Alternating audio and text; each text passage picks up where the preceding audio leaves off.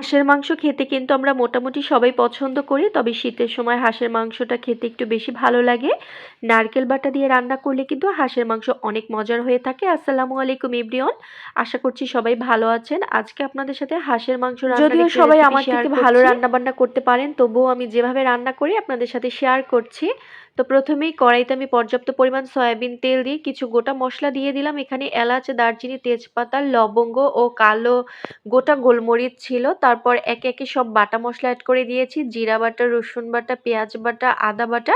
তারপর গুঁড়া মসলা অ্যাড করলাম, হলুদের গুঁড়া ও লাল মরিচের গুঁড়া। লাল মরিচের গুঁড়া আপনারা আপনাদের ঝালের টেস্ট বুঝে অ্যাড করে দিবেন।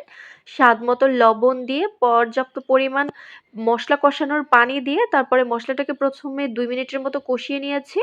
তারপরে আমি অ্যাড করে দিয়েছি 2 টেবিল চামচের মতো নারকেল বাটা। আর নারকেল বাটা কিন্তু হাঁসের মাংসকে অনেক টেস্ট করে। তবে যারা নারকেল বাটা পছন্দ করেন না তারা চাইলে কিন্তু স্কিপ করতে পারেন। 2 থেকে 3 মিনিটের মতো আমি মশলাগুলো কষিয়ে নিয়েছি। যেকোনো মাংস রান্নার ক্ষেত্রে কিন্তু মশলাটাকে একটু সময় নিয়ে কষিয়ে নেবেন। কারণ মশলা যত ভালোভাবে কষানো হবে, মাংস রান্নার স্বাদও কিন্তু ততটাই বেড়ে যাবে। তো মশলা কষানো হয়ে গেলে আমি আগে থাকতে ধুয়ে কেটে পরিষ্কার করে রাখা হাঁসের মাংসগুলো দিয়ে দিলাম। এখন মাংসটাকে আমি ভালো মতো করে একটু সময় নিয়ে নেড়েচেড়ে নিচ্ছি, মশলার সাথে মিশিয়ে নিচ্ছি। আর হাঁসের মাংসর মধ্যে কিন্তু প্রথমেই পানি দিয়ে দেয়া যাবে না, কারণ হাঁসের মাংস কিন্তু কষানোর উপরেই রান্নাটা করতে হয়। যত ভালো কষাবেন মাংসর টেস্ট কিন্তু ততই বেড়ে যাবে। তো ভালো মতো করে নেড়েচেড়ে আমি ঢাকনা দিয়ে কিছুক্ষণ ঢেকে রান্না করে নেব। 5 থেকে 6 মিনিটের মতো ঢাকনা দিয়ে ঢেকে রান্না করে নিব। এর মধ্যে কিন্তু মাংসের ভিতর থেকে অনেক পানি বের হয়েছে। আমি কিন্তু এখানে কোনো এক্সট্রা পানি দেইনি, কারণ মাংসগুলো আমি ধুয়ে নেওয়ার পরে আবার একটি জালিতে করে ছেঁকে নিয়েছিলাম।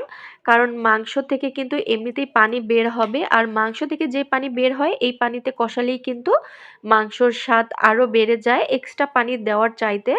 তো দেখতেই তো পাচ্ছেন কিছুক্ষণ পর পর আমি ঢাকনা দিয়ে ঢেকে হাঁসের মাংসগুলো কষিয়ে নিলাম। তো কষিয়ে নেওয়ার এক পর্যায়ে আমি আগে থাকতে ধুয়ে কেটে পরিষ্কার করে রাখা আলু দিয়ে দিলাম। আর আজকে আমি নতুন আলু দিয়ে হাঁসের মাংস রান্না করছি। নতুন আলু দিয়ে মাংস রান্না করলে কিন্তু মাংসের টেস্ট আরও বেড়ে যায়। তো আমি একটি বড় সাইজের রসুনও দিয়ে দিলাম হাঁসের মাংসের মধ্যে। যারা পছন্দ করেন তারা অ্যাড করে দেবেন।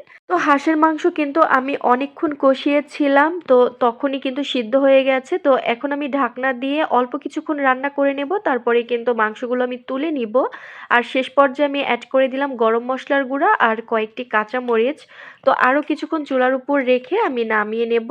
আর হাঁসের মাংসের সাথে কিন্তু পোলাও খেতে অনেক মজা লাগে। রান্না করে নিলাম হাঁসের মাংসের সাথে পোলাও। আশা করছি ভালো লেগেছে। আল্লাহ হাফিজ।